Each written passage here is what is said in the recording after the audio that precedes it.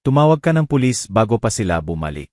Ang mga salitang iyon ay galing sa labi ng isang babaeng 6 na linggo nang nasa koma, at nang imulat niya ang mga mata, ay alam kong hindi na magiging pareho ang buhay ko.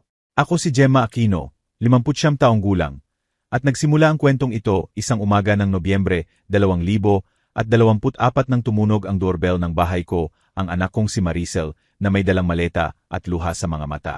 Nagluluto ako ng kape nang marinig ko ang boses niya. Nay, kailangan ko ng malaking pabor sa iyo. Si Maricel ang aking ipinagmamalaki, 32 taong gulang, abogado, kasal kay Jerome ng 4 na taon, isang kasalan na binasbasan ko ng buong galak.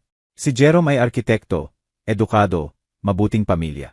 Ang nanay niya, si Esperanza, 68 taong gulang, balo, may magandang bahay sa Quezon City at 2 unit na ipinaparenta sa Makati. Anong nangyari, anak? Tanong ko habang iniabot ang tasa. Humugot siya ng malalim. Si Manang Esperanza. Naaksidente siya 6 weeks ago. Natumba sa hagdan ng bahay nila. Nasa koma siya, Nay. Sabi ng mga doktor, hindi nila alam kung kailan siya magigising o kung magigising pa ba. Naramdaman ko ang bukol sa lalamunan. Lagi akong iginagalang ni Esperanza, kahit hindi kami close. Yung tipong biyenan na may distansya, pero hindi malupit. Nakikiramay ako, Maricel. Anong lagay ni Jerome? Wasak. Sagot ng anak ko habang pinupunasan ang luha. Kaya nga ako pumunta para humingi nito. Kailangan naming pumunta ni Jerome sa Singapore. May urgent na job opportunity na hindi namin pwedeng palampasin. Pero hindi namin maiwan si Manang Esperanza mag-isa sa ospital. Yung private nurse na kinuha namin, nag-resign kahapon. Nay, pwede ka bang magstay sa kanya? 2 linggo lang naman. 2 linggo. Tiningnan ko ang anak ko. Malalim ang mga bilas niya. Nahirapan ang pagsasama nila nitong nakaraang taon. Nawalan si Jerome ng malaking proyekto at naging madalas na away ang pera sa kanila. Sige, anak. Kasama mo ako. Niyakap ako ng mahigpit ni Maricel. Salamat, Nay. Hindi mo alam kung gaano kahalaga to sa amin. That afternoon dinala nila ako sa ospital. Private hospital. Tahimik, puting pasilyo na may amoy ng disinfectant at nalulupaypay na bulaklak. Nasa 3rd floor ang kwarto ni Esperanza. Pagpasok ko, nakita ko siyang nakahiga sa kama. Konektado sa mga machine na patuloy ang beep. Maputla ang mukha. Walang galaw ang mga kamay sa ibabaw ng kumot. May yellowish bruises sa kanang pisngi at naka-ang-gray na buhok. Binigay sa akin ni Maricel ang listahan ng instructions, schedule ng nurses, emergency numbers, contact ng mga doktor. Nay, kahit anong mangyari tawagan mo ako. Nasa Singapore kami, pero naka-on lagi ang cellphone. Pumasok si Jerome sa kwarto. Ngumiti ng pagod. Tita Gemma, hindi mo alam kung gaano ko pinahahalagahan to. Ang nanay ko, siya lang ang natitira sa akin. May kakaiba sa boses niya na hindi ko maipaliwanag. Lungkot. Pero may iba pa. Isang bagay na hindi ko manam noon. Kinabukasan sinamahan ko sila hanggang sa labas ng ospital. Niyakap ako ulit ni Maricel. Mahal kita, Nay. Babalik kami sa 2 linggo. Nakita ko silang sumakay sa taxi. Si Maricel sa likod, nakatingin sa bintana. Si Jerome sa harap, hawak ang cellphone. Umalis ang taxi at nawala sa kalsada. Bumalik ako sa 3rd floor. Pumasok sa kwarto ni Esperanza. Patuloy ang beep ng mga machine. Pumasok ang sinag ng umaga sa bintana. Tinatanglawan ang walang galaw na mukha. Naupo ako sa silya sa tabi ng kama. Kinuha ko ang rosaryo sa bag ko at nagsimulang magdasal ng mahina. Hindi naman ako sobrang relihiyosa, pero sa ganitong pagkakataon, sa kahit ano tayo kumakapit. Lumipas ang 1-0 minuto, 15, 20 at saka nangyari. Narinig ko ang mahinang ungol, halos hindi marinig. Nagangat ako ng tingin, gumalaw ang mga daliri ni Esperanza. Tumayo ako agad, mabilis ang tibok ng puso. Esperanza, naririnig mo ba ako? Dahan-dahang nanginginig ang talukap ng mata. Napakabagal, iminulat niya ang mga mata. Natigilan ako. Tumingin siya ng diretso sa akin. Punong-puno ng takot ang mga mata niya. Gumalaw ang labi, sinusubukang magsalita. Lumapit ako, yumuko sa kama. Kalmahan mo, Esperanza. Nasa ospital ka. Ligtas ka. Umiling siya. Hinanap ng kamay niya ang kamay ko. Nang hawakan ko, naramdaman ko ang desperadong kapit at saka, sa paos at basag na boses, bumulong siya. Tumawag ka ng pulis bago pa sila bumalik. Nawala ang hangin sa baga ko. Ano? Anong sinasabi mo, Esperanza? Mas hinigpitan niya ang kapit sa kamay ko. Sila ang gumawa nito. si Jerome at si Maricel. Parang tumigil ang mundo. Hindi ko naiintindihan. Anong sinasabi mo? Ipinihit ni Esperanza ang mga mata na parang napakahirap ng bawat salita. Yung tsaa, nilagyan nila ng kung ano sa tsaa ko. Nahilo ako tapos yung hagdan. Hindi ako natumba, Gemma. Tinulak nila ako. Nagsimulang tumulo ang luha sa pisngi niya. Gusto nila ang bahay ko, ang mga properties ko. Gusto nila akong mamatay. Napuno ng imahe ang isip ko. Si Maricel umiyak sa kusina ko. Si Jerome na may pagod ng ngiti. Ang nawawalang tatsi sa kalsada. Muling iminulat ni Esperanza ang mga mata. Tiningnan niya ako ng may intensity na nagpalamig ng dugo ko. Ikaw ang susunod, Gemma. Kung malaman nilang nagising ako, ikaw ang susunod. Hindi ako makagalaw. Paulit-ulit sa utak ko ang mga salita ni Esperanza na parang alarma. Ikaw ang susunod. Tinitigan ko siya. Sinusubukang intindihin ang narinig ko. Ang anak ko, ang aking Maricel, kayang gawin yon. Esperanza, kailangan mong ipaliwanag sa akin lahat. Sabi ko, pilit pinapakalmahan ang boses. Sigurado ka ba sa sinasabi mo? Tumango siya ng mahina. Hindi regular ang paghinga niya, at kita ko, ang hirap niyang manatiling gising pagkatapos ng 6 na linggo sa koma. Kailangan ko munang magpahinga, bulong niya. Pero huwag mo munang tawagin ang mga nurse. Kung malaman nilang nagising ako, malalaman din nila at babalik sila. Sino ang babalik? Nasa Singapore sina Maricel at Jerome, Esperanza. Ipinikit niya ulit ang mga mata. Yun ang akala ng lahat, bulong niya. Pero huwag kang maniwala sa kahit ano na sinabi nila sa iyo. Bago pa ako makasagot, nakatulog na ulit si Esperanza. Mas malalim at regular na ang paghinga. Normal pa rin ang beep ng mga machine. Naupo ulit ako sa silya, nanginginig ang mga binti. Kinuha ko ang cellphone at tiningnan ang screen. 10:15 ng umaga. May message si Maricel 2 oras na ang nakalipas. Nandito na kami sa airport, Nay. Magme-message ako pagdating namin sa Singapore. Mahal kita. Singapore. O baka kasinungalingan lang. Itinago ko ang cellphone. Kailangan kong mag-isip. Kailangan kong alalahanin. Dahil kung totoo ang sinabi ni Esperanza, kung gayon lahat ng pinaniwalaan ko tungkol sa anak ko ay ilusyon lang. Ipinanganak si Maricel noong Mayo 1972, isang maulan na Huwebes na hindi ko malilimutan. 27 taong gulang ako noon, nurse sa public hospital, at ang tatay niya, si Rolando, accountant sa construction company. Mula pagkabata, magaling si Maricel. Top sa class. Nagbabasa ng mga libro na hindi naiintindihan ng mga kaklase niya. Sa edad na 16 na, nanalo siya ng oratory contest sa provincial level. Umiyak ako sa pride sa awarding. Namatay si Rolando nang 20 taong gulang si Maricel. Biglang atake sa puso habang nagmamaneho pa uwi. Second semester siya noon sa law. Akala ko titigil siya sa pag-aaral. Lulupigin siya ng lungkot, pero hindi. Lalong lumakas siya. Pagtapos, with honors. Nay, sabi niya sa araw ng graduation, lahat ng ako ngayon, dahil sa iyo. Hindi kita bibigin. At naniwala ako.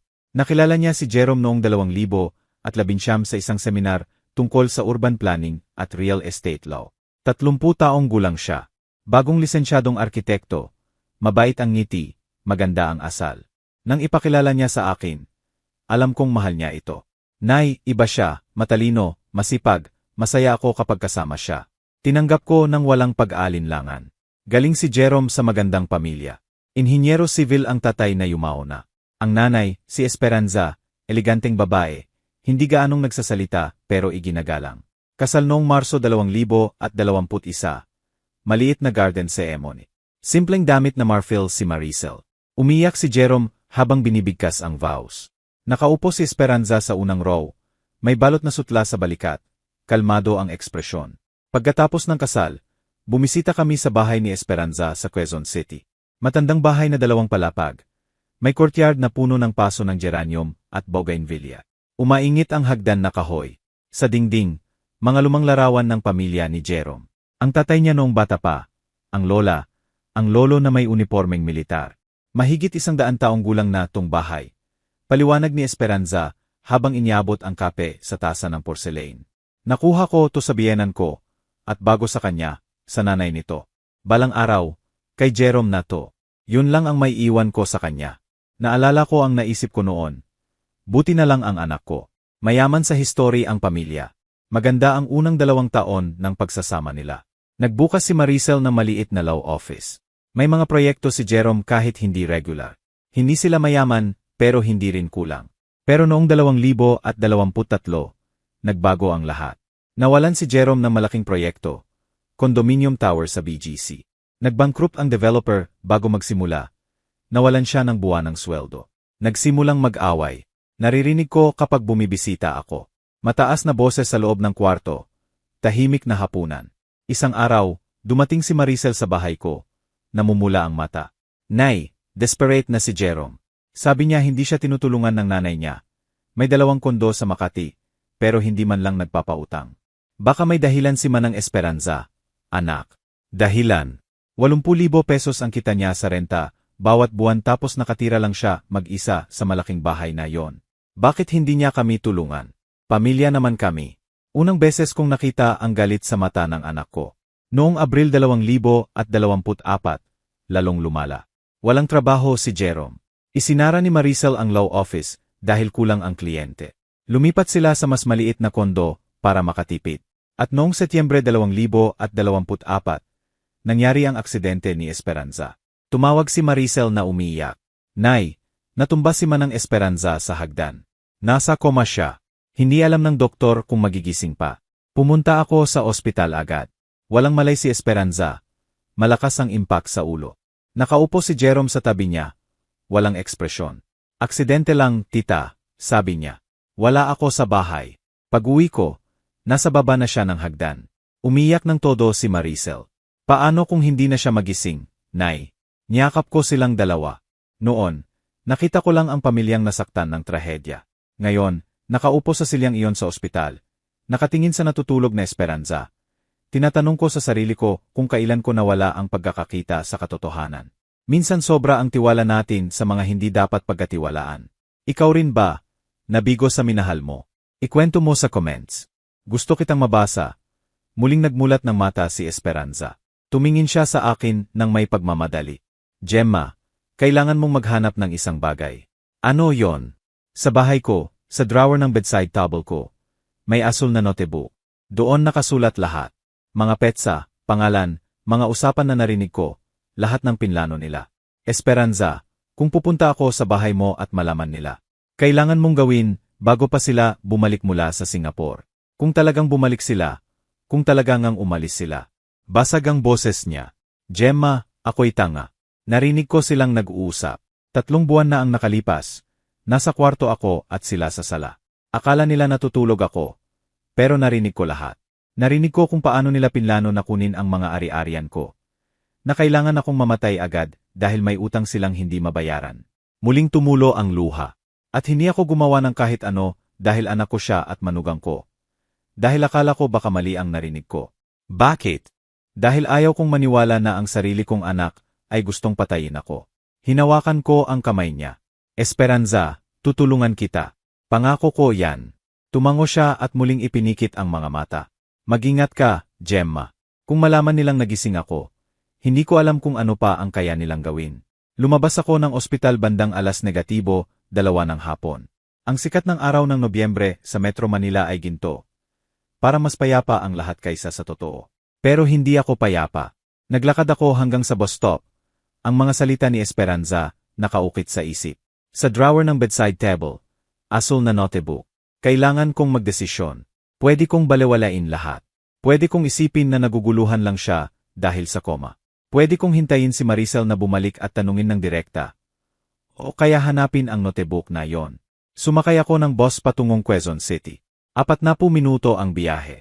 Naupo ako sa tabi ng bintana, pinanonood ang mga kalye, tindahan, mga taong naglalakad na walang kamalay-malay na gumuho ang mundo ko. Dumating ako sa bahay ni Esperanza, bandang 3:00. Matandang bahay na terakota ang labas. May inukit na kahoy na pinto at malaking bintana na may bakal na rehas. Sa courtyard, may puno ng jacaranda na naglalagas ng purple na bulaklak sa tiles. Kinuha ko ang susi na ibinigay sa akin ni Maricel. Kung sakaling kailanganin mo ng gamit sa bahay, habang nag-alaga ka kay Manang, sabi niya noon. Binuksan ko ang pinto. Amoy lumaang loob, kahoy, katahimikan. Binuksan ko ang ilaw sa may pasukan. Maayos na maayos ang lahat. Sobra maayos na parang may naglinis ng mabuti. Dahan-dahang umakyat sa hagdan. Umiingit ang bawat hakbang. Sa second floor, 3 pinto. Gitna ang kwarto ni Esperanza. Pumasok ako. Maluwang na kwarto. Bakal na kama na may puting bedspread. Sa dingding, mga framed na larawan. Si Jerome noong bata, graduation, kasal kay Maricel. Sa bedside table, rosaryo ng kahoy at hindi pa sinindihan na kandila. Binuksan ko ang unang drawer.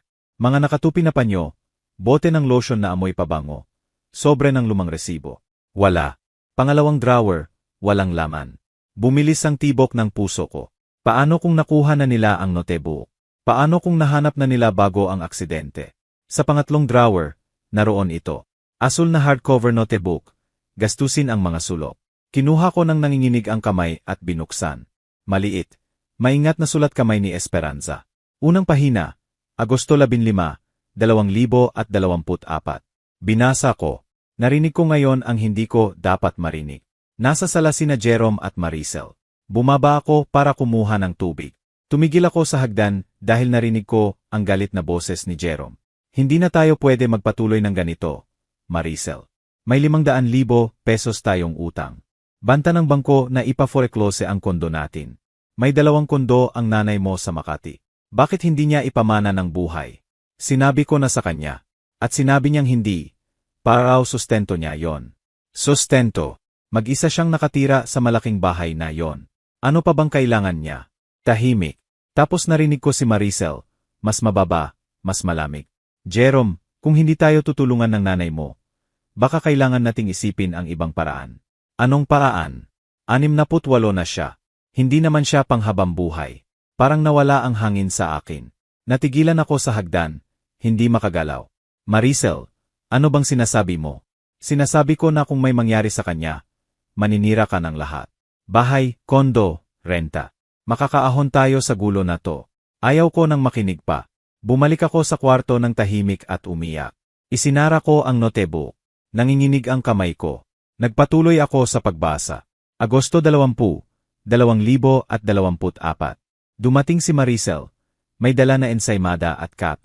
Ngumingiti. Tinanong kung maayos ang kalusugan ko. Sinabi kong, perpekto. Buti naman, manang. Mahalaga ang pag-iingat sa edad na to. May kakaiba sa tono niya. Parang sinusukat ako. Parang hinihintay na magkasakit ako. Agosto 28, 2024. Tinawagan ako ni Jerome. Tinanong kung updated ang will ko. Sinabi kong, siya lang ang tagapagmana. Perfect, nay. Gusto ko lang siguraduhin. Pagkababa ko ng telepono, napansin kong hindi niya tinanong kung kumusta ako. Ang will lang ang mahalaga. Setyembre 10, 2024. Ngayon ko lang nalaman na kailangan kong mag-ingat. Dumating sina Maricel at Jerome para maghapunan. Nagluto ako ng adobo at sinigang. Kumain sa dining. Mabait ang usapan, superficial. Panahon, balita, wala namang importante. Pagkatapos, nag-alok si Maricel ng tsaa. Ako na ang maghahanda, manang. Magpahinga ka. Umupo ako sa sala. Bumalik siya na may mainit na tasa. Tsaa ng manzanilla. Paborito ko. Mainit-init na inumin mo. Matutulungan kang makatulog ng mahimbing. Ininom ko ang kalahati. Medyo mapait. Pero akala ko siguro bagong brand. Pagkatapos ng 10 minuto, nahilo ako ng todo. Umiikot ang sala. Ayos ka lang ba, Nay? Tanong ni Jerome. Medyo nahihilo. Baka mas mabuti kung magpahinga ka na. Tinulungan nila akong umakyat sa hagdan. Naalala ko na hindi gumagana ng maayos ang mga binti ko. Naalala ko na hinawakan ni Jerome ang braso ko. Pero hindi nang may pagmamahal, kundi may pagmamadali. Nahiga ako, ipinikit ang mata, narinig ko ang boses nila sa hallway. Sapat ba yon? Tanong ni Maricel. Hindi ko alam. Baka maghintay pa tayo. Hindi na pwede maghintay, Jerome. October na ang deadline ng bangko. Nawalan ako ng malay, o baka nakatulog, hindi ko alam. Pagkagising ko alas negatibo, 4 ng madaling araw. Tuyo ang bibig, masakit ang ulo. Bumaba ako sa kusina para kumuha ng tubig at doon, sa basurahan, nakita ko ang walang laman na sobre. Puting sobre walang label. Pero may natirang puting powder sa loob. Itinago ko. Nasa loob ng shoebox sa aparador ko. Yun lang ang ebidensya ko. Nanginginig ang likod ko sa kilabot. Nagpatuloy ako sa pagbasa ng nanginginig pa rin. Setyembre 15, 2024. Nagising ako na puno ng takot. Takot sa sarili kong anak. Kailan nagbago ang lahat? Kailan naging ganito ang batang inaruga ko? Kinantahan ng Oyayi, niyakap kapag nanaginip na masama. Hindi ko alam ang gagawin. Kung pupunta ako sa pulis, maniniwala ba sila? Wala akong solidong ebidensya. Puro sobre at hinala. At kung mali ako, sisirain ko ang pamilya ko magpakailanman. Pero kung totoo, kasama ko ang aking mga mamamatay tao. Ang huling entry, Setyembre 20, 2024, 4 na araw bago ang aksidente. Ito na ang huling entry ko. Kung may mangyari sa akin, gusto kong may nakarecord. Dumating si Jerome ngayon. Pinapirmahan ako ng mga papeles. Sabi niya, para sa renewal ng kontrata ng renta sa Makati. Sinabi ko na gusto kong ipacheck muna sa abogado ko. Nagalit siya. Hindi ko pa siya nakitang ganito. Malamig, malayo. Nay, hindi ka ba nagtitiwala sa akin? Nagtitiwala ako, anak, pero importante ito. Umalis siya nang walang paalam. Tinawagan ko ang abogado ko, Ati Reyes. Sinabi kong pumunta siya bukas para suriin. Takot ako. Hindi ko alam bakit, pero takot ako. Kung may mangyari sa akin, basahin ninyo to, malaman ninyo ang totoo. Ako si Esperanza Santos de la Cruz, 68 taong gulang, at naniniwala akong gusto akong patayin ng anak ko. Isinara ko ang notebook. Naupo sa kama ni Esperanza, hawak ang notebook, sinusubukang huminga. Bigla kong naintindihan lahat. Ang pagpupumilit ni Maricel na ako ang mag-alaga kay Esperanza. Ang biglang biyahe sa Singapore, ang urgency, ang desperation. Tumingin ako sa paligid ng kwarto. Maayos na maayos, parang may naglinis ng mabuti. Parang may tinanggal na bakas. Bumaba ako sa kusina, binuksan ang mga kabinet. Hinanap ang sobre na binanggit ni Esperanza. Wala. Sa aparador ng kwarto niya, sa shoebots, wala rin. May pumunta rito. May naglinis ng ebidensya. Lumabas ako ng bahay na nakatago ang notebook sa bag ko. Tiniyak kong nakalock ang pinto. Mabilis akong naglakad patungong kalsada nang tumunog ang cellphone ko. Si Maricel. Nay, nandito na kami sa Singapore. Okay lahat. Kumusta si Manang Esperanza? Tiningnan ko ang screen. Hindi ko alam kung ano ang isasagot dahil alam ko na ang totoo. Hindi siya sa Singapore o kung naroon man, parte iyon ng plano. At ako, mag-isa. Kasamang isang babaeng kakagising lang sa koma at may notebook na pwedeng ikamatay ko.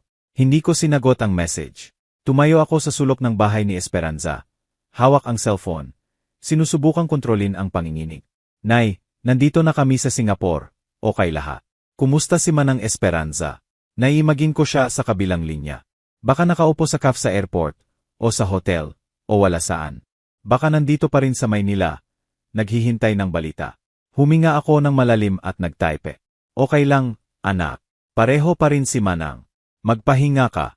Mahal kita. Ipinadala ko, itinago ang cellphone, at naglakad batungong bus stop na nakatago ang asul na notebook sa ilalim ng bag ko. Habang sinusulat ko ito, iniisip ko kung saan ka nakikinig. Isulat mo ang pangalan ng lungsod mo sa comments. That night hindi ako makatulog. Dumating ako sa bahay past 7 AM. Mag-isa ako mula nang mawala si Rolando. Sa maliit na kondo sa Mandaluyong. 2 kwarto, simpleng sala, kusina kung saan nakatago pa rin ang mga tasa na regalo niya sa 10th anniversary namin. Nagluto ako ng tsaan na gamot sa nerbiyos, naupo sa sofa, kinuha ulit ang notebook at binasa ulit lahat. Bawat salita, petsa, detalye. At saka nagsimulang bumalik ang mga bagay na hindi ko pinansin noon. 3 buwan na ang nakalipas, Agosto 2024, dumating si Maricel isang Sabado umaga.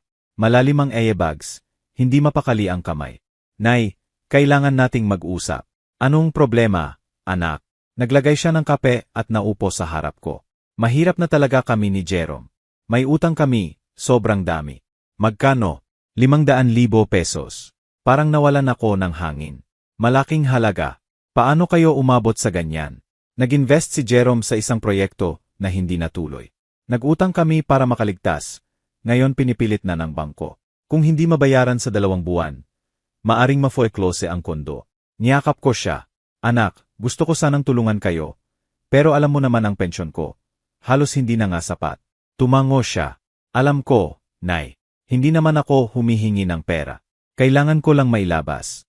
Tahimik. Tapos bigla niyang sinabi ang bagay na noon ay hindi ko pinansin, pero ngayon ay tumitimbang ng malaki.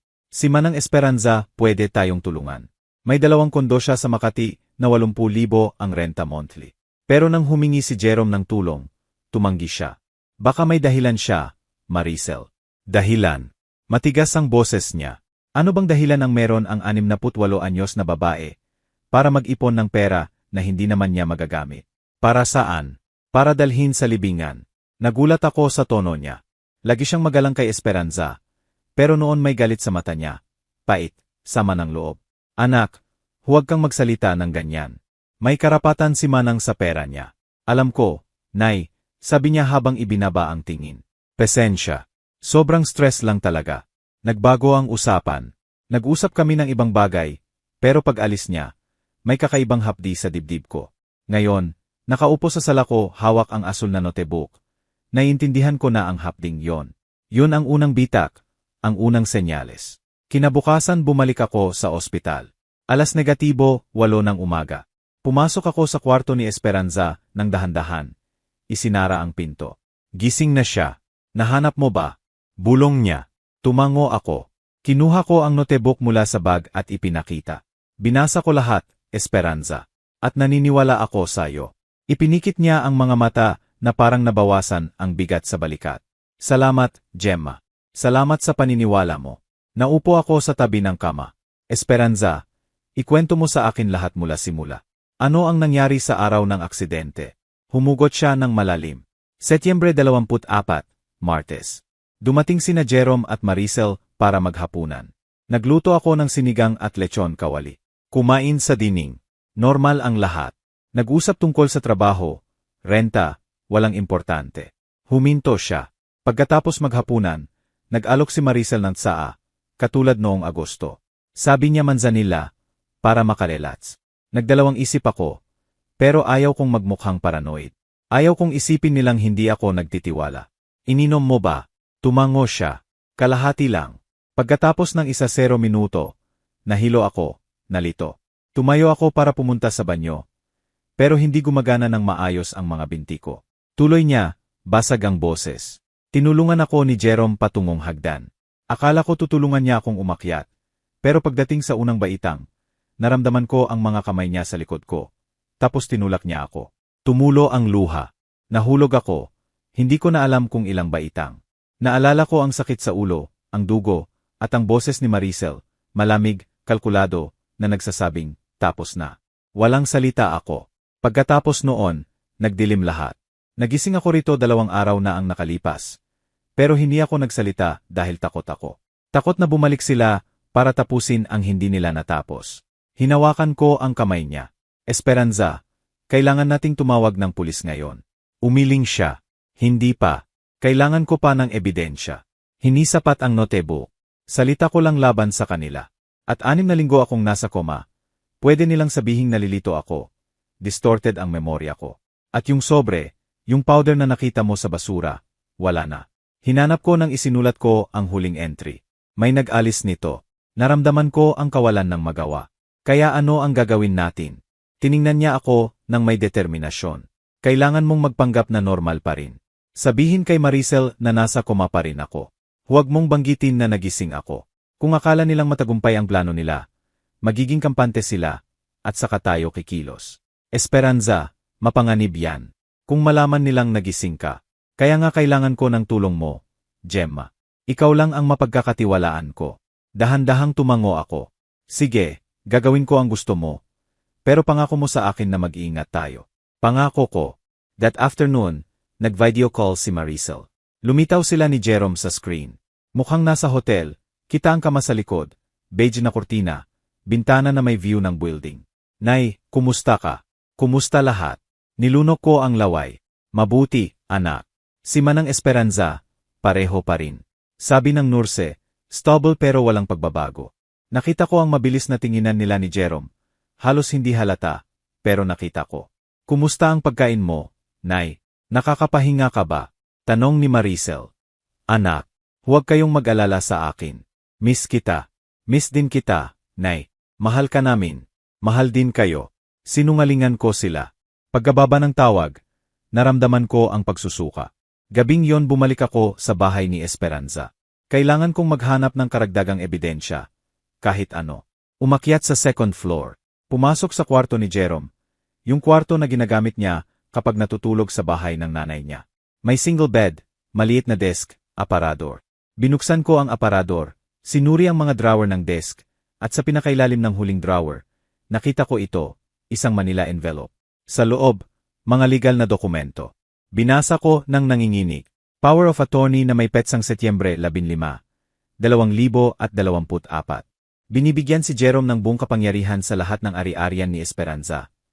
Pero ang pirma ni Esperanza, fake. Nakita ko ang tunay niyang sulat kamay sa notebook, at magkaiba ito. Itinago ko ang dokumento sa bag ko, isinara ang drawer, lumabas ng bahay, at habang naglalakad sa madilim na kalye ng Quezon City, alam kong wala nang balik, dahil ngayon may ebidensya na ako, at sa ebidensyang yon, pwede kong sirain ang sarili kong anak. That night hindi ako makatulog. Nakaupo sa sala ng kondo ko, ang peking power of attorney sa mesa, binabasa ulit at ulit sa ilalim ng ilaw ng lamp. Ako si Esperanza Santos de la Cruz, sa tamang paggamit ng aking pag-iisip, ay nagbibigay ng buong kapangyarihan kay Jerome de la Cruz para pamahalaan, ibenta, ipahiram, o ipamahala sa anumang paraan ang aking mga ari-arian. Pekang pirma, clumsy na pagsunod sa sulat kamay ni Esperanza. Nakita ko ang totoong pirma sa notebook, magkaiba. Petsa, Setyembre 15, 2024, 5 araw bago ang aksidente. 9 na araw pagkatapos tumanggi si Esperanza na pumirma ng mga papeles. Naintindihan ko na, peking power of attorney ang ginawa ni Jerome. Nang tumanggi si Esperanza at sabihing ipacheck sa abogado, alam niyang mahuhuli ang pandaraya. Kaya binilisan nila ang plano. Hagdan, tulak, 6 na linggo ng koma na dapat naging kamatayan. Pero nakaligtas si Esperanza. Kinabukasan 6:00 ng umaga, nagluto ako ng kape, naligo, nagbihis ng komportable, itinago ang power of attorney at notebook sa bag, at nagdesisyon. Tinawagan ko si Ati Reyes, ang abogado ni Esperanza. Nasa listahan ng kontak na ibinigay ni Maricel. Sumagot sa ikatlong ring. Mabuhay, Ati Reyes, magandang umaga. Si Gemma Aquino ito, nanay ni Maricel, manugang po ni GNG, Esperanza Santos. Magandang umaga, GNG, Gemma. Kumusta po si GNG, Esperanza? Nakakalungkot ang aksidente. Nasa ospital pa rin po siya. Attorney, pero kailangan po naming mag-usap. Urgent po. May pausa. Tungkol sa ano po? Mas mabuti pong personal. Pwede po ba tayong magkita ngayon? May schedule ako hanggang hapon. 5:00 po ba okay? Perpekto po. Saan po ang opisina ninyo? Binigay niya ang address, EDSA, malapit sa Ortigas. Nandun po ako, attorney. Salamat. May 11 oras akong hintayin. 11 oras para mag-isip, maghanda, magdesisyon kung talagang itutuloy ko ang pagtataksil sa sarili kong anak. Dumating ako sa ospital 9:00. Si Esperanza gising, pero pag may narinig na yabag sa halway, agad ipinikit ang mata at nanatiling walang galaw. Pumasok ang nurse, batang babae na may asul na uniforme at propesyonal na ngiti. Magandang umaga po. Kumusta po kayo? Mabuti, salamat, sagot ko. Sinuri ng nurse ang mga matchain, sumulat sa chart, at lumabas. Pagkasara ng pinto, nagmulat si Esperanza. Bawat yabag na naririnig ko, akala ko sila na, nababalik para tapusin ang hindi nila natapos. Lumapit ako sa kama. Esperanza, may nahanap ako kagabi, power of attorney. May petsang Setyembre 15, pek ang pirma mo. Nanlaki ang mata niya. Saang nahanap mo? Sa desk sa kwarto ni Jerome, sa bahay mo. Alam kong may ganoon. Ipinakita niya sa akin noon nang pinapirmahan niya ako. Tumanggi ako. Sinabi kong ipacheck muna sa abogado. Nagalit siya, itinago ang papeles, at mukhang pineke na lang ang pirma mo. Ipinikit ni Esperanza ang mata. Sarili kong anak, Gemma. Ang anak na inaruga ko, mag-isa pagkatapos mamatay ng tatay niya. Binigyan ko siya ng lahat, pag-aaral, unang kotse, at ganito ang iganti. Esperanza, ngayon may appointment ako kay Ati Reyes. Ipapakita ko sa kanya ang power of attorney. Matutulungan niya tayo. Tumango siya. Mag-ingat ka, Gemma. Kung malaman ni na Jerome at Maricel na nag-research ka. Alam ko. Pero hindi tayo pwedeng manatili lang. 5:00 ng hapon. Dumating ako sa opisina ni Ati Reyes. Lumang building na 4 na palapag. Umiingit ang elevator. Sa 3rd floor, dulo ng hallway. Kumatok ako. Malalim na boses, pasok. Si Ati Reyes, mga 65 taong gulang. Puti ang buhok, may gold-rimmed glasses. Gray suit, Navity. Punong-puno ng folder ang desk niya. GNG, Gemma, pasok po, upo kayo. Naupo ako sa harap. Attorney, bago po tayo magsimula, gusto ko pong manatili ito sa pagitan natin. Lubos na confidential po. Lahat ng sasabihin ninyo ay protektado ng client-attorney privilege. Kinuha ko ang power of attorney mula sa bag at inilagay sa mesa. Nahanap ko po ito sa bahay ni GNG, Esperanza. Gusto ko pong suriin ninyo. Kinuha niya ang dokumento, binasa ng mabuti. Nagbago ang ekspresyon niya. Saang ninyo po nahanap? Sa kwarto ni Jerome de la Cruz, anak po ni GNG, Esperanza. Pek po ang pirma nito. Alam ko po. Tumingin siya sa akin sa ibabaw ng salamin. GNG, Gemma, alam ninyo po ba ang ibig sabihin nito? Binibigyan nito si Jerome ng buong kapangyarihan sa lahat ng ari-arian ng nanay niya. Pwede niyang ibenta ang mga kondo sa Makati. Ipahiram ang bahay sa Quezon City. Walang pahintulot mula kay GNG, Esperanza. At kung fake ang pirma, malaking krimen yan, falsification, fraud, possible estafa o despojo. Humugot ako ng malalim. Attorney, may iba pa po kayong dapat malaman. Kinuha ko ang asul na notebook at ibinigay. May diary po si GNG, Esperanza. Nandito lahat, mga hinala niya, mga usapan na narinig, araw na nilagyan ng lason ang saa niya. Binuksan niya ang notebook at binasa ng tahimik ng ilang minuto. Lalong lumalim ang kunot sa noo niya. Pagkatapos, tinanggal ang salamin at pinunasan ang mata. Diyos ko, ito'y kakilakilabot. Alam ko po. Si GNG, Esperanza, conscious na po ba siya? Pwede bang mag-testify? Nagdalawang isip ako. Hiniling ni Esperanza na huwag munang ibunyag na nagising siya. Pero kailangan namin ng legal na tulong. Nagising po siya 3 days ago. Pero wala pong nakakaalam maliban sa akin. Takot po siya na subukan ulit patayin ni na Jerome at Maricel kapag nalaman nilang gising na siya. Tumango si Ate Reyes ng dahan-dahan. Naiintindihan ko, GNG, Gemma. Sobrang delikado ito. Kailangan nating maging maingat. Kung totoo ang sinasabi ni GNG, Esperanza, pinag-usapan natin ang attempted murder. Ano po ang pwede nating gawin? Una, kailangan kong makausap siya ng direkta. Marinig ang testimony niya. Pagkatapos, mag-file tayo ng formal na reklamo sa Fiscal's Office. Sa notebook, peking power of attorney, at testimony niya, sapat na basehan para mag-imbestiga. At kung tumakas sina Jerome at Maricel, kaya kailangan nating bilisan. Nasaan po sila ngayon? Sabi po nila nasa Singapore. Umalis 3 days ago. Kumunot ang noo niya. May proof po ba kayo niyan? Tickets, hotel booking. Hindi ko po alam. Yung sinabi lang nila sa akin. GNG, Gemma, may pabor po akong hihingin. Hanapin ninyo ang anumang detalye tungkol sa biyahe, petsa, flight, hotel. Kailangan nating malaman kung totoo bang nasa Singapore sila o kasinungalingan. Tumango ako. Siege po. At habang ginagawa ko yon, magpapakalma po ako. Hindi ko po sasabihin kahit kanino. Lumabas ako ng opisina ni Ate Reyes na may mabigat na pasanin sa dibdib. Naglakad ako sa EDSA habang lumulubog ang araw sa likod ng mga building. Puno ng tao ang kalye. Pauwi na mula sa trabaho. Nagtitinda ng maize, fishball, turon. Normal ang buhay ng iba, pero hindi na normal ang buhay ko. Dahil alam ko na ngayon nakasabwat ang anak ko sa attempted murder. Kinabukasan, binuksan ko ang email account ni Maricel. Hindi ang mismong cellphone, kundi ang mail niya. Ilang taon na ang nakalipas. Nang magkaproblema siya sa account, binigay niya sa akin ang password para tulungan siyang mag-recover ng files, at hindi na niya binago. Pumasok ako, nag-search sa inbox, sent, trash, at nakita ko ito. Isang email mula sa Singapore Airlines. Petsa Oktubre 28, 2024. Confirmation of booking. Flight SQ 123. Manila to Singapore. Departure Nobyembre 5. 10:45 AM. Passengers. Maricel Aquino Hernandez. Jerome de la Cruz. Nobyembre 5. 3 araw na ang nakalipas. Kaya totoo ngang umalis sila patungong Singapore. Pero bakit sinabi ni Esperanza na mag-ingat ako? Bakit sinabi niyang huwag maniwala sa anumang sinabi nila? Nagpatuloy ako sa paghahanap. Nakita ko pa ang isa pang email mula sa parehong airline, parehong araw. Return ticket, Flight SQ 124, Singapore to Manila, Departure Nobyembre 8, 10:30 AM, Arrival Nobyembre 9, 2:15 AM. Passengers, pareho. Nobyembre 9, ibig sabihin, babalik sila bukas ng madaling araw.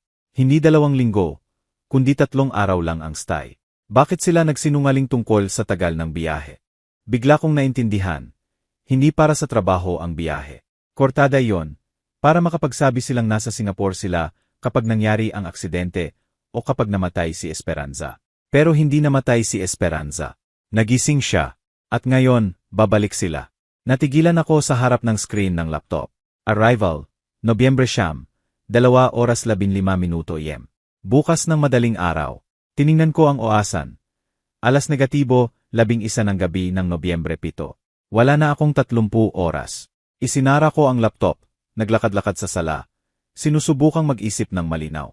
Kailangan ko ng plano. Kailangan kong protektahan si Esperanza at maghanap ng final na ebidensya bago sila dumating. Tinawagan ko si Ate Reyes. Sumagot sa ikalimang ring, antok pa ang boses. Mabuhay, Atty. Si Gemma Aquino ito. Pasensya na sa oras, pero urgent po. GNG, Gemma, ano po ang nangyari? Bababa sina Maricel at Jerome bukas ng madaling araw mula sa Singapore. Sinungaling sila tungkol sa tagal ng biyahe. 3 araw lang pala. Naririnig ko ang pagbangon niya. Sigurado ka po. 100%. Nakita ko ang return ticket sa email niya. Kailangan nating kumilos agad. Bukas mismo. Pwede ninyo bang dalhin si GNG Esperanza sa opisina ko? Hindi po, attorney. Mahina pa siya, at kung ilalabas natin siya sa ospital, baka makita siya ng nurse at masabi kay Jerome. Sige, pupunta ako sa ospital bukas ng maaga. Kailangan kong kumuha ng formal statement niya. Pagkatapos, diretso tayo sa fiscal's office. At kung malaman nila, hindi malalaman. Nasa Singapore pa sila. Pagbalik nila, nakafile na ang kaso. Pwede nang ipa-aresto sa airport. Humugot ako ng malalim. Sige po, attorney. Kita tayo bukas. Hindi ako makatulog buong gabi. Nakaupo sa sofa, pinanonood ang oasan sa dingding. Alas negatibo 5 ng umaga, nagluto ng kape. Alas negatibo 6, naligo.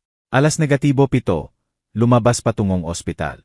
Dumating ako sa kwarto ni Esperanza, alas negatibo 8. Gising siya, nakatingin sa bintana. Pagkakita sa akin, tumingin siya. Magandang umaga, Gemma. Magandang umaga, Esperanza. Kailangan nating mag-usap. Sinabi ko lahat, ang ticket, ang maagang pagbabalik, ang appointment kay Ate Reyes. Tahimik siyang nakinig. Pagkatapos, ipinikit niya ang mata. Alam ko nang babalik sila. Kailangan nilang siguraduhin na patay na ako. Kung malaman nilang buhay pa ako, hindi malalaman. Ngayon na tayo mag-file ng kaso. Papunta na si Ate Reyes. Gemma, sigurado ka ba rito? Kapag nag-file ka ng reklamo, wala nang balik. Pwede pang makulong ang anak mo. Naramdaman ko ang bukol sa lalamunan. Alam ko, pero hindi ko hahayaang patayin ka. At hindi ko rin hahayaang magpatuloy si Maricel sa ganitong landas. Kung hindi ko siya itigil ngayon, ano pa ang magiging hitsura niya? Inabot ni Esperanza ang kamay ko. Hinawakan ko. Matapang kang babae, Gemma. At mabuting ina, kahit hindi pa nakikita ng anak mo ngayon. Dumating si Ate Reyes alas negatibo 1:0. May dalang maletin at maliit na recorder. GNG, Esperanza, magandang umaga. Ako si Ate Roberto Reyes, abogado ninyo. Naalala ninyo po ba ako? Tumango si Esperanza. Siyempre, attorney. Kayo ang nag-handle ng will ng asawa ko at akin. Eksakto po. Kailangan ko pong ikwento ninyo lahat mula simula, ng detalyado. I-record ko para may presenta sa fiscal. Okay po ba? Opo. Inilagay niya ang recorder sa bedside table. Ngayon po ay Nobyembre 8, 2024, alas negatibo 1:0 ng umaga. Ako si Ate Roberto Reyes, nasa Hospital San Juan, room 305, kasama si GNG Esperanza Santos de la Cruz. GNG Esperanza, pakisabi po ang buong pangalan at edad. Esperanza Santos de la Cruz, 68 taong gulang. Voluntaryo po ba ang pahayag ninyo? Opo. May pumipilit o nananakot po ba sa inyo? Wala po. Ikwento ninyo po sa sarili ninyong salita ang nangyari noong Setyembre 24, 2024. Humugot si Esperanza ng malalim at nagsimula. Sinabi niya lahat, mga usapan noong Agosto, ang mapait na tsaa, ang pagkahilo, ang tulak sa hagdan. Tahimik kaming nakinig ni Ate Reyes. Nakaupo ako sa tabi ng bintana. Nakakuyom ang kamay, pinipigilan ang luha. Pagkatapos, pinatay ni Ate Reyes ang recorder. GNG, Esperanza, sapat na po ito para mag-imbestiga. Pero may mahalagang tanong po. Handa po ba kayong magreklamo laban sa anak ninyo? Ipinikit ni Esperanza ang mata. Tumulo ang luha. Siya ang tanging anak ko, attorney. Ang batang dinala ko sa sinapupunan, pinasuso, inaruga noong may lagnat, niyakap kapag nanaginip na masama. Basag ang boses. Pero hindi ko nakilala ang batang yon. Ang lalaking tumulak sa akin sa hagdan. Hindi na siya anak ko. Estranghero na siya. Estrangherong kayang pumatay para sa pera. Muling nagmulat siya. Opo, attorney. Handa akong magreklamo. Alas negatibo, 12 ng tanghali. Kami ni Ati Reyes ang lumabas ng ospital. Sumakay ng taxi patungong Fiscal General ng Quezon City, sa Kamuning. Malaking gray building. Puno ng tao na may hawak na folder. Naglinya kami sa counter. 40 minuto ang hintay. Tinawag kami. Sa maliit na opisina, sinalubong kami ng isang fiskal. Mga 40 anyos. Maikli ang buhok, pagod ang itsura. Magandang tanghali. Ano po ang maitutulong ko? Inilabas ni Ati Reyes ang notebook, taking power of attorney, at recorder. Dumating po kami para magreklamo ng attempted murder, falsification of documents, at fraud. Kumunot ang noo ng fiskal. Pangalan ng biktima, Esperanza Santos de la Cruz. Mga sospek. Tumingin sa akin si Ati Reyes. Ibaba ko ang tingin. Jerome de la Cruz at Maricel Aquino Hernandez. Sumulat ang fiskal sa computer. Relasyon sa biktima. Si Jerome ang anak po. Si Maricel ang manugang. Tumingin siya sa akin. Sigurado po kayo sa reklamong ito, GNG. Buong buo po. Tumango siya at nagpatuloy sa pagsulat.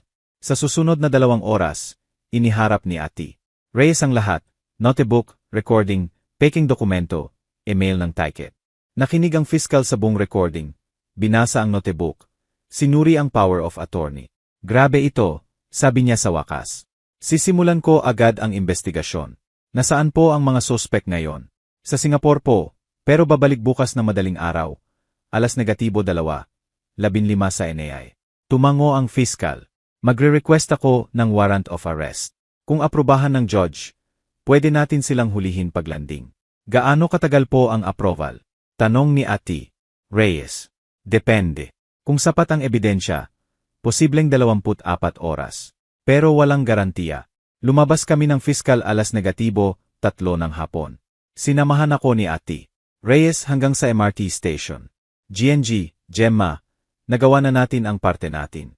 Ngayon, depende na sa hustisya. Umuwi kayo, magpahinga, at huwag kayong magkwento kahit kanino, lalo na kay Maricel. Tumango ako. Salamat, attorney, sa lahat. Huwag muna magpasalamat. Nagsisimula pa lang. Gabing yon, tumunog ang cellphone. Si Maricel. Tinitigan ko ang screen ng ilang segundo bago sumagot. Huminga ng malalim. Pinindot ang green button. Hello, anak. Nay, kumusta ka? Miss na miss kita. Miss din kita. Nay, may sasabihin ako. Nagdesisyon kami ni Jerome na bumalik agad. Hindi namin kayang iwan ng matagal si Manang Esperanza. Babalik kami bukas na madaling araw. Pwede bang puntahan mo kami sa ospital alas negatibo siyam? Gusto naming makita kayo agad pagdating. Nilunok ko ang laway. Bukas. Landing alas negatibo, 2 AM. Alas negatibo siyam kami sa ospital. Sige, anak. Nandun ako. Kumusta si Manang Esperanza?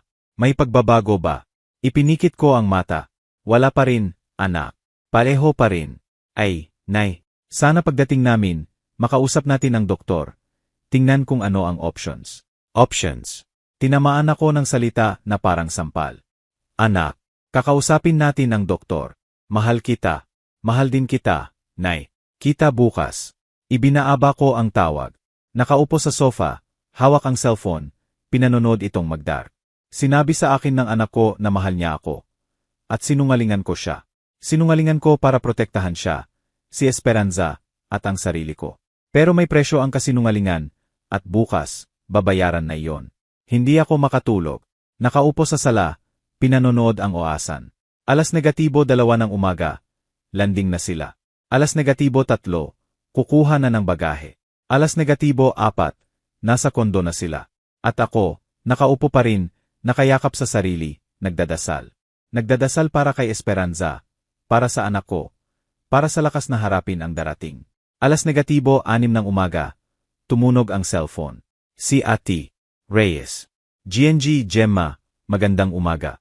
May balita ako. Ano po? Aprobado na ang warrant of arrest. 1 oras na ang nakalipas. Papunta na ang pulis sa airport. Parang tumigil ang puso ko. Huhulihin sila doon. Opo. Paglabas nila ng immigration. Pero dumating na sila kaninang madaling araw. Attorney. Baka nasa bahay na sila. Tahimik. Putragis. Tatawagan ko ang fiscal. Hintayin ninyo ang tawag ko. Ibinaaba niya. Nakaupo ako. Pakiramdam ang panginginig sa lalamunan. Kung nasa Maynila na sila at nalaman nila ang warrant, ano ang gagawin nila? Muling tumunog ang cellphone. Si Maricel. Nay, magandang umaga. Nandito na kami. Pagod na pagod pero masaya bumalik. Kita tayo 9:00 sa ospital. Tiningnan ko ang oasan. 6:06:30. Siege, anak. Nandun ako. Jerome gusto ring makita si nanay. Nag-alala siya. Nag-alala. Parang masusuka ako sa salita. Kita tayo mamaya, anak. Ibinaaba ko. Agad tinawagan si Ate Reyes. Attorney, tumawag si Maricel. Pupunta sila sa ospital 9:00. Perpekto. Kausap ko na ang fiscal. Huhulihin sila ng pulis sa ospital mismo. GNG, Gemma, kailangan ninyong nandun kayo. Pero mag-ingat, huwag kayong lalapit sa kanila. Hayaan ninyong gawin ng pulis ang trabaho. At si GNG, Esperanza, kailangan nating ilipat siya sa ibang kwarto bago sila dumating. Hindi natin pwedeng ipagsapalaran na makita siya. Papunta na po ako. Dumating ako sa ospital 7:30. Umakyat sa 3rd floor. Pumasok sa kwarto ni Esperanza. Gising siya. Puno ng takot ang mata. Gemma, ano ang nangyayari? Aprobado na ang warrant. Huhulihin sila ng pulis dito sa ospital. 9:00. Ipinikit ni Esperanza ang mata. Arestuhin ang anak ko. Diyos ko, ang anak ko. Papunta na si Ate Reyes. Ililipat muna tayo sa ibang kwarto. Hindi ka pwedeng nandito kapag dumating sila. Tumango siya. 8:08. Dumating si Ate Reyes. Kausap niya ang direktor ng ospital. Ipinaliwanag ang sitwasyon. Pinayagan ng direktor na ilipat si Esperanza sa 4th floor, sa ilalim ng ibang pangalan. 2 nurse ang nagtulak sa wheelchair. Sinundan ko. Naiwan si Ate Reyes sa 3rd floor para hintayin ang pulis. Sa bagong kwarto, mas maliit pero pribado, may view ng parking lot. Gemma, samahan mo ako, sabi ni Esperanza. Ayaw kong mag-isa. Hindi kita iwan, pangako ko. Naupo ako sa tabi ng kama, hinawakan ng kamay niya, at naghintay. 9:00, 1:0, nakita ko sa bintana ang dumating na taxi sa parking. Bumaba sina Maricel at Jerome. Maliit na maleta si Maricel. Backpack si Jerome. Naglakad sila papasok. Nakaponytail si Maricel. Malalim ang eyebags ni Jerome. Mukha silang ordinaryong mag-asawa na galing sa biyahe. Pero alam ko ang totoo. Nandito na sila. Bulong ko kay Esperanza. Hinigpitan niya ang kapit sa kamay ko. 5 minuto pagkatapos, tumunog ang cellphone. Si Ate Reyes. Nandito na sila. Umakyat sa 3rd floor. Dumating ang pulis 2 minuto na ang nakalipas. Hinihintay na lang ang tamang timing. Ano ang mangyayari? Huhulihin ba sila pagpasok sa kwarto? Pinatira ng direktor ang ibang pasyente sa room 305 pansamantala. Ibinaaba ko. Tumingin si Esperanza sa akin. At ngayon, naghihintay na lang tayo. Lumipas ang 1:0 minuto, 15:20. Tapos narinig namin ang sigawan mula sa baba. Mataas na boses, sigaw ng babae. Bitawan ninyo ako. Bitawan. Si Maricel. Parang gumuho ang mundo sa akin. Nagsimulang umiyak ng tahimik si Esperanza. Natigilan ako. Nakikinig sa sigaw ng sarili kong anak mula sa baba. Kalagitnaan ng oras pagkatapos, umakyat si Ate Reyes sa 4th floor. Malungkot ang mukha. Dinala na sila. Inaresto sa halway sa labas ng room 305. Naglaban si Maricel. Sinubukan tumakas si Jerome. Pero nahuli sila. Saang dinala? Tanong ko, nanginginig ang boses. Sa fiscal. Ipapresenta sa judge ngayong hapon. Kung sapat ang ebidensya, maaring madetain sila habang nagpapatuloy ang kaso. Umiyak si Esperanza sa kama. Ang anak ko, ang kawawang anak ko. Lumapit si Ate Reyes. GNG, Esperanza, nakikiramay ako. Pero tama po ang ginawa ninyo. Malaking krimen ang ginawa nila, at kailangang sagutin iyon ng hustisya. Tumango si Esperanza sa gitna ng luha. Ako, tahimik. Hindi ako makapagsalita, makapag-isip. Nakikita ko lang ang imahe ni Maricel na inaaresto. Ang anak ko, ang batang binuhat ko, ang inalo ko kapag umiiyak, ang inaruga ko mag-isa pagkatapos mawala ang tatay niya. Kailan ko siya nawala? That afternoon, pumunta ako sa fiscal. Hindi ko napigilan. Kailangan kong makita siya. Pinayagan akong pumasok sa waiting area. Puno ng pamilya ng ibang detenido. Umiyak na babae. Natutulog na bata sa bench. Abogado na nag-uusap ng mahina sa phone. 5:05 ng hapon. Dinala si Maricel. May posas. May 2 pulis na kasama. Pagkakita sa akin, tumigil siya. Nay. Lumapit ako. Pinayagan akong magsalita. Pero hindi hawakan. Namumula ang mata niya. Magulo ang buhok. Gusot ang damit. Nay, ano ang nangyayari? Bakit kami inaresto? Wala kaming ginawa. Mali ito. Tiningnan ko siya sa mata. At alam kong nagsisinungaling pa rin siya. Hindi siya amin. Ipagtatanggol niya ang sarili hanggang dulo. Maricel, nagising si Manang Esperanza. Maputla ang mukha niya. Ano? Nagising siya 4 na araw na ang nakalipas at sinabi sa akin lahat. Ang tsaa, ang hagdan, ang tulak, lahat. Umiling siya. Hindi, Nay. Mali iyon. Nalilito siya dahil sa koma. Aksidente lang iyon. Nahanap ko ang power of attorney, Maricel. Yung pek na ginawa ni Jerome. Nagbago ang ekspresyon niya. Nakita ko ang tunay na takot sa mata niya. Nay, hindi ko alam. Huwag ka nang magsinungaling, Maricel. Tama na. Ibaba niya ang tingin. Nay, sobrang utang namin. Banta na ng bangko na kunin ang lahat. Si Jerome, desperate. Ako rin, desperate. At si Manang Esperanza, sobrang dami niyang pera pero ayaw tumulong. Ano kayo dapat gawin? Patayin siya. Hindi namin siya papatayin. Gusto lang namin magkaroon ng aksidente. Parang natural. Para makahiram si Jerome at mabayaran ang utang. Tapos babalik sa normal. Tiningnan ko siya ng may disbelief. Narinig mo ba ang sarili mo, Maricel? Naririnig mo ba ang kabaliwan na lumalabas sa bibig mo? Nagsimulang umiyak siya. Nay, pasensya na. Nagkamali ako. Pero hindi ko deserve ang kulungan. Pakiusap, tulungan mo ako. I-withdraw mo ang kaso. Kausapin mo si Manang Esperanza. Kumbinsihin mo siyang huwag mag-testify. Nay, ako ang anak mo. Tiningnan ko siya, at sa unang pagkakataon, hindi ko na nakilala ang taong nasa harap ko. Anak ka nga, at dahil nga anak kita, hindi kita tutulungan na makatakas sa mga kahihinatnan ng ginawa mo. Dahil ang pagtulong sa iyo ngayon ay sisirain ka habang buhay. Sumigaw si Maricel. Nay, hindi. Pakiusap. Hinawakan siya ng mga pulis at dinala. Sumisigaw siya ng pangalan ko, umiiyak, nagmamakaawa.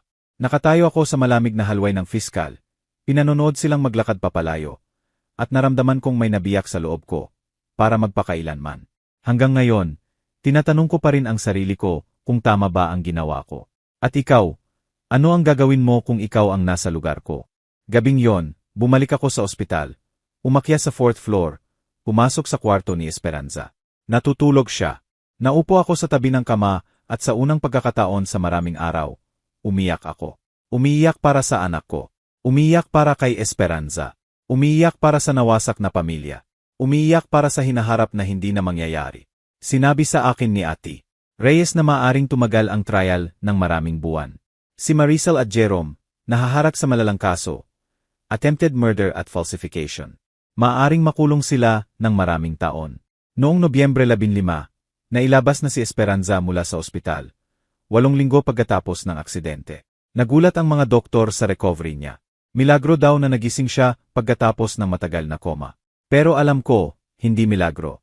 Kalooban iyon ng isang babaeng ayaw mamatay sa kamay ng mga minahal niya. Tinulungan ko siyang bumalik sa bahay sa Quezon City. Naglinis kami ng magkasama, binuksan ang mga bintana para papasok ang sariwang hangin. Itinapon ang lumang kumot, bumili ng bulaklak para sa courtyard. Parang sinusubukan naming burahin ang nakaraan. Linisin ang dugong walang nakakakita.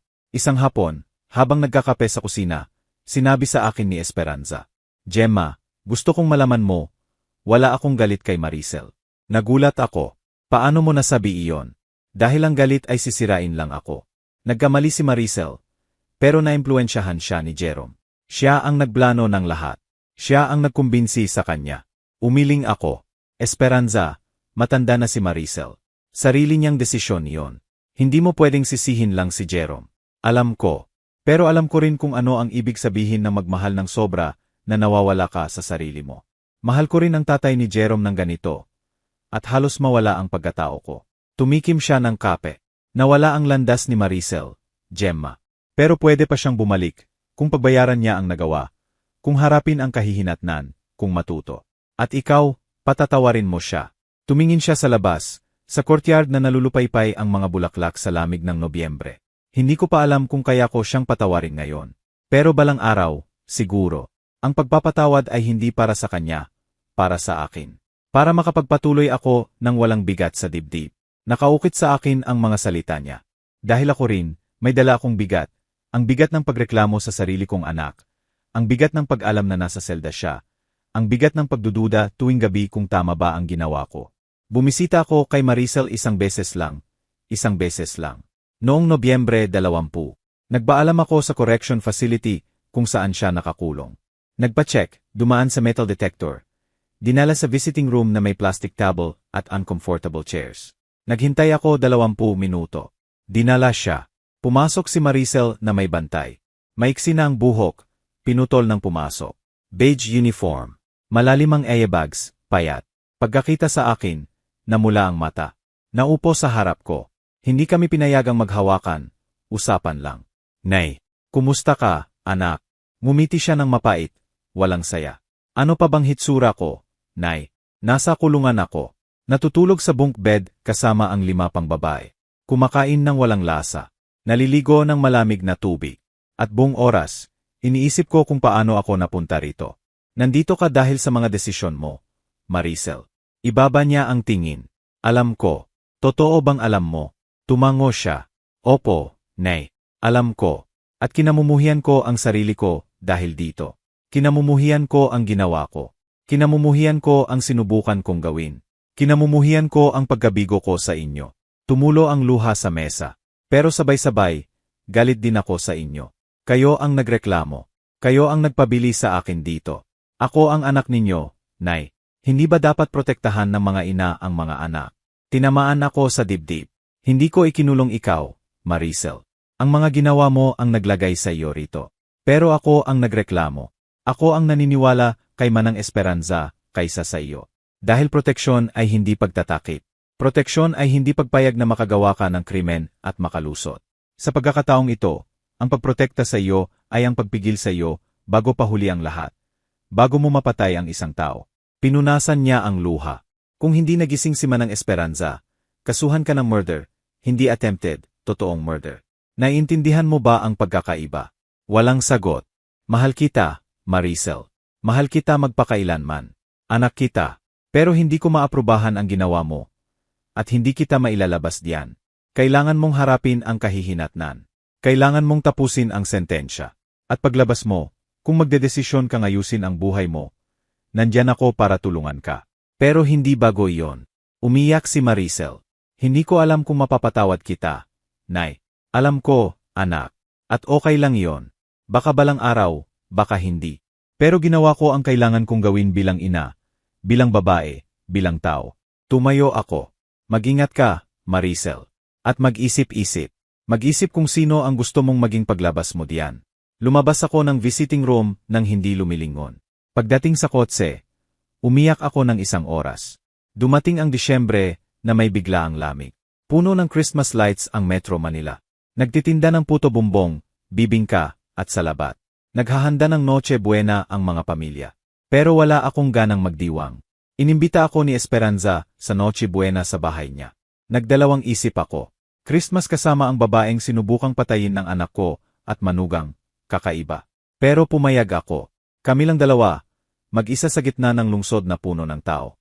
Noong Disyembre 24, dumating ako na may dalang sparkling cider at fruitcake. Nagluto si Esperanza ng puto, queso di bola, at fruit salad.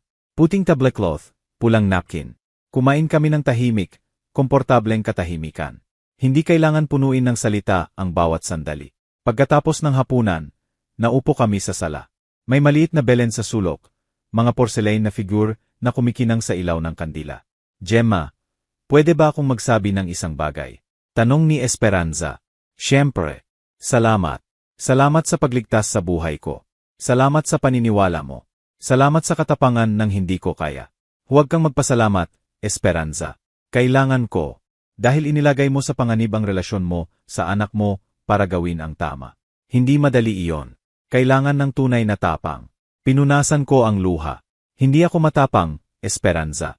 Nawawasak ako. Alam ko. Ako rin nawawasak. Pero ang mga nababasag, pwede pa ring ayusin. Hindi na katulad ng dati, pero pwede pang gamitin. Pwede pang magkaroon ng bagong layunin. Hinawakan niya ang kamay ko. Lalabas tayo rito, Gemma.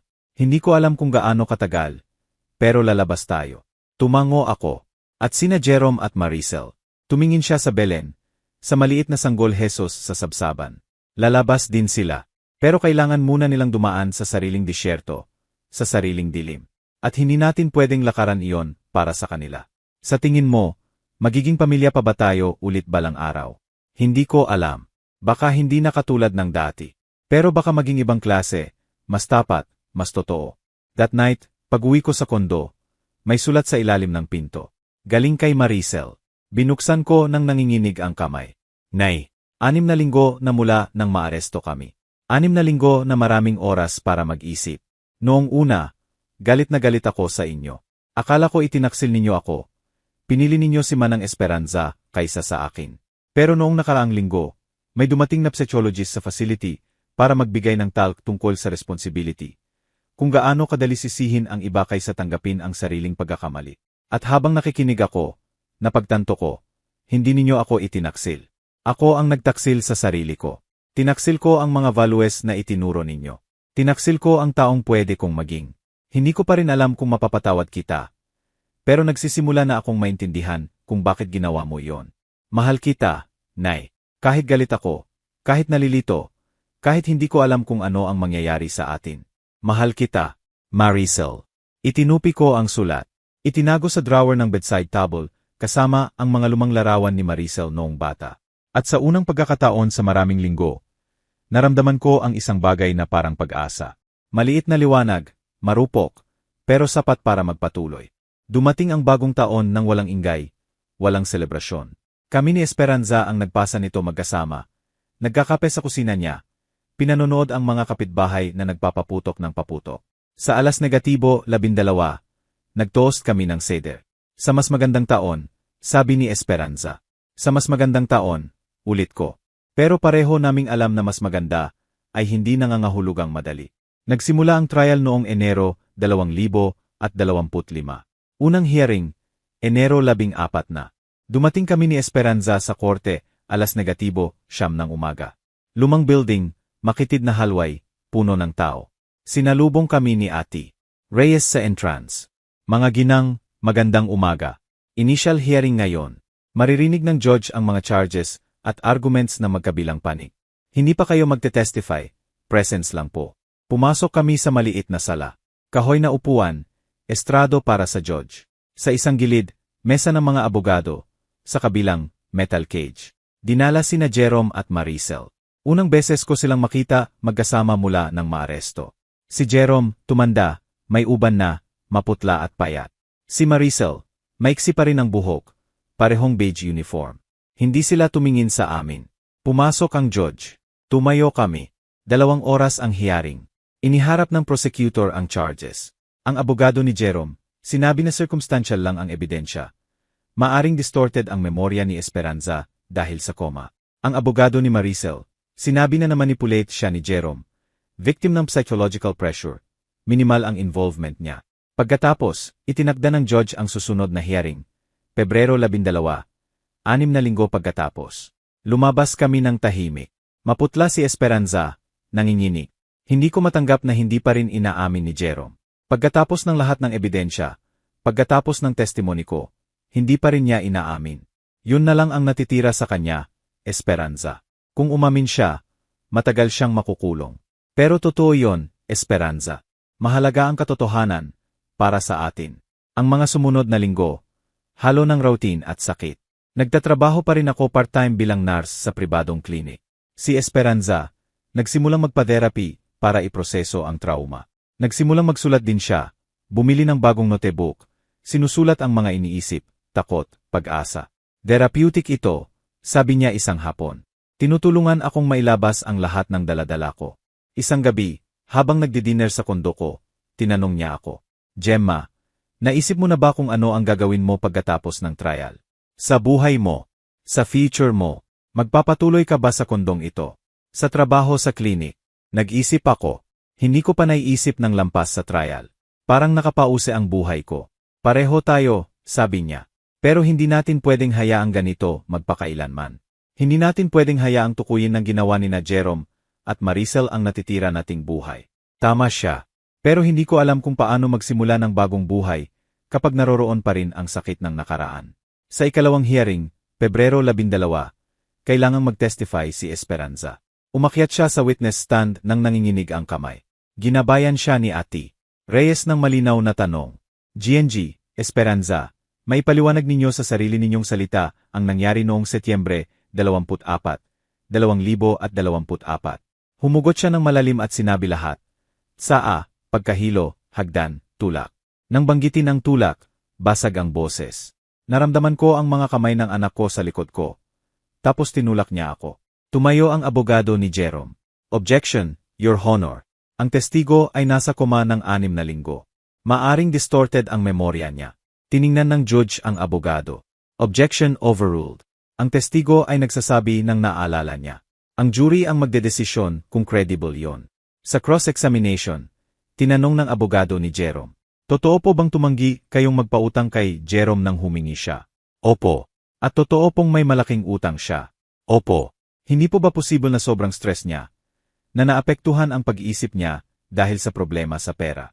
Tiningnan niya ng diretso. Hindi po baliw ang anak ko, attorney. Sakim lang siya. May pagkakaiba iyon. Sa abogado ni Maricel, sinubukang ipakita na namanipulete siya. Natakot siya kay Jerome, pero matatag si Esperanza. Si Maricel ay matanda na, abogado. Abogado siya. Alam niya ang tama at mali.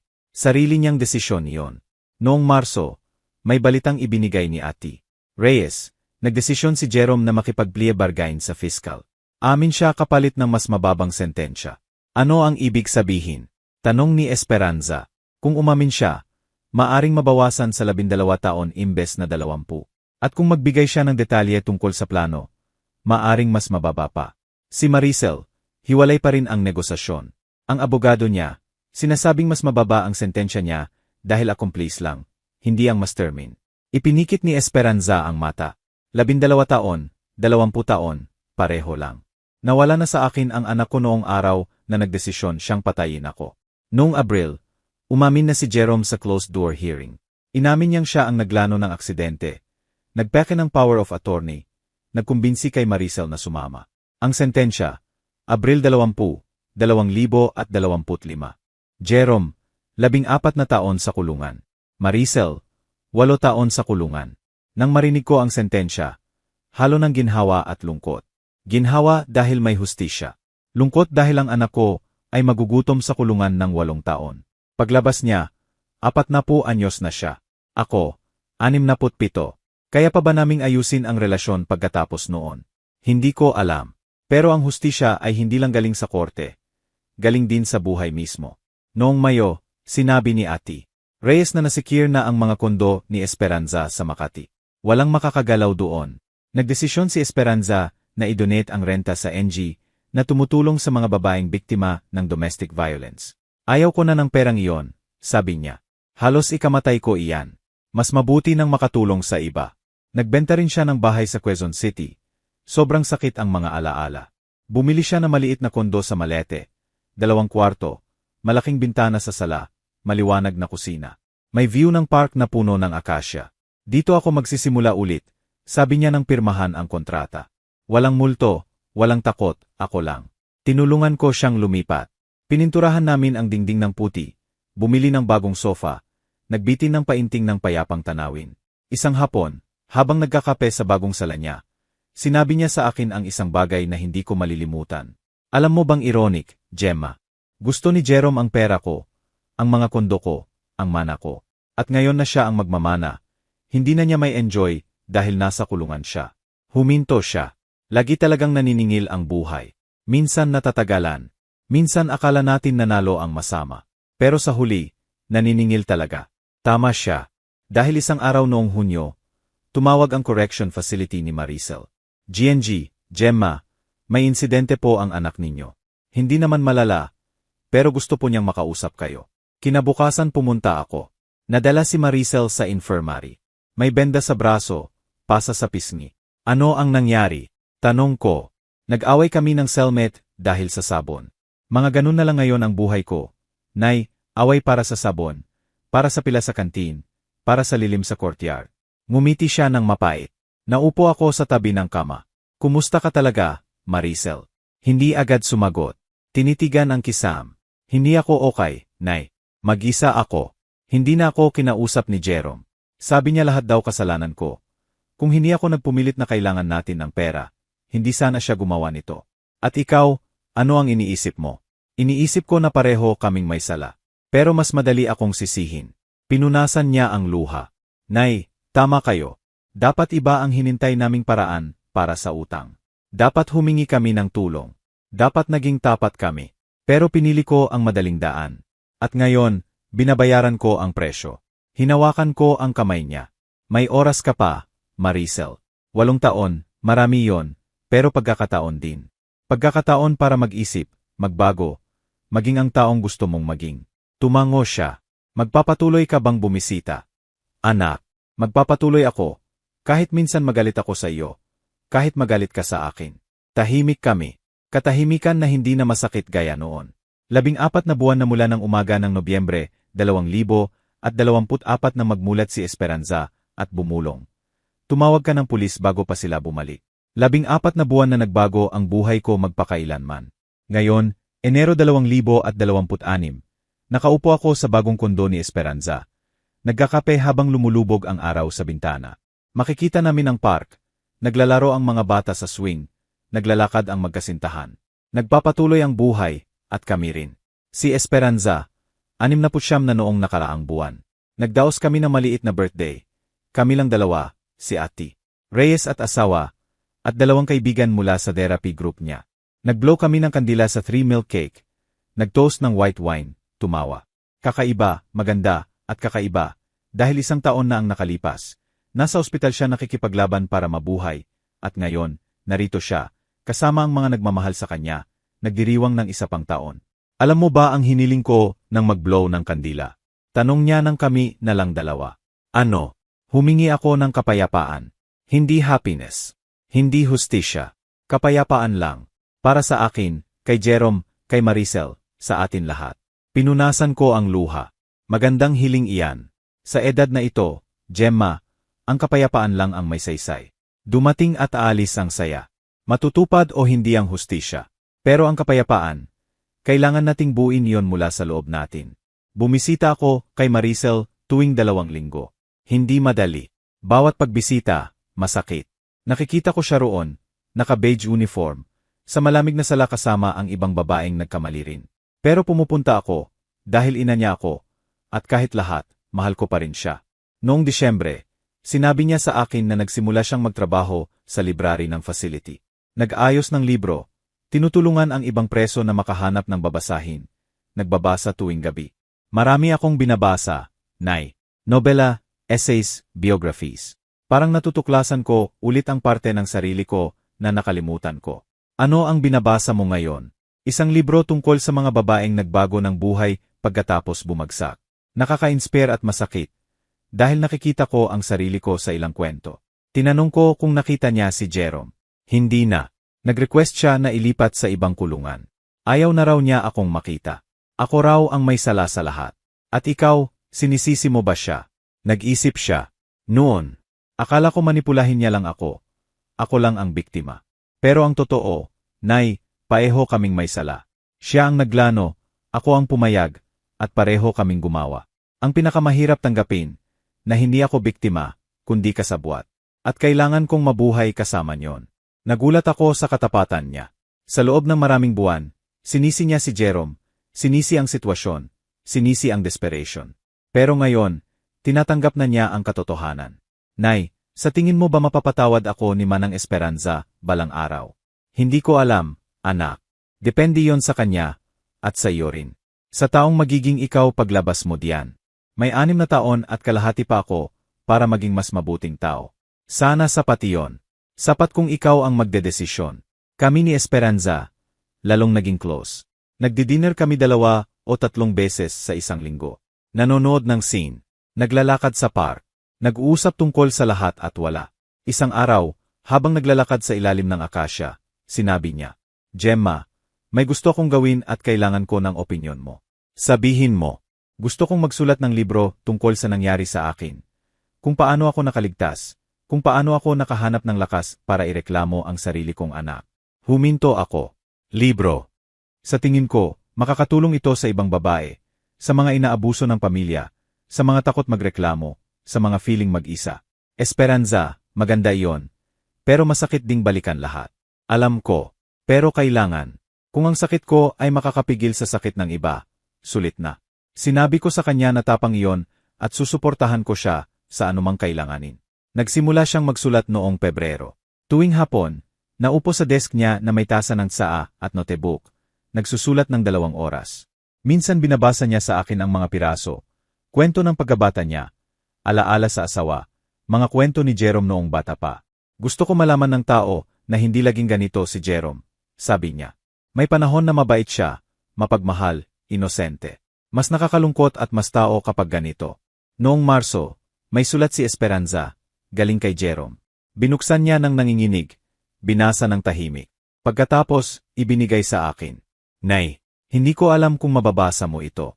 Hindi ko alam kung gusto mo pang marinig mula sa akin. Pero kailangan kong sumulat. 5 buwan na mula sa sentensya. 5 buwan na maraming oras para mag-isip, magsisi, magkamuhian sa sarili. Hindi ako hihingi ng tawad dahil alam kong hindi ko deserve. Alam kong hindi mapapatawad ang ginawa ko. Sinubukan kitang patayin. Sinubukan kong agawin ang buhay mo para sa pera. Walang salita ang makakapawi noon. Pero gusto kong malaman mo, miss kita. Miss ko ang nanay na nagpalaki sa akin. Miss ko ang hapon sa kusina. Miss ko ang boses mo nang binabasa mo ako ng kwento noong bata. Miss ko ang dating ako bago ako naging ganito. Hindi ko alam kung mapapatawad mo ako balang araw. Pero kung may natutunan ako sa kulungang ito, iyon ay ang pagpapatawad ay hindi para sa akin, para sa iyo. Para makapagpatuloy ka ng walang bigat. Mahal kita, Nay, kahit wala na akong karapatang sabihin iyon. Jerome. Umiyak si Esperanza ng tahimik. Sasagutan mo ba? Tanong ko. Umiling siya. Hindi pa. Baka balang araw. Pero kailangan ko munang maging sigurado na makakasagot ako ng walang galit, walang sakit, walang maling pag-asa. Niyakap ko siya. May buong oras ka, Esperanza. 2 linggo na ang nakalipas. May usapan kami ni Maricel na nakaukit sa akin. Sa visiting room, sinabi niyang nagsimula siyang mag-aral ng psychology sa distance learning program ng facility. Gusto kong maintindihan, Nay. Gusto kong maintindihan kung paano ako nakarating sa mga desisyong iyon. Gusto kong maintindihan ang sakim, takot, desperation. Dahil kung hindi ko maintindihan, maulit ko lang kapag lumabas ako. Mabuti iyan, anak. Nagpapakita iyan ng maturity. Ngumiti siya, maliit pero totoo.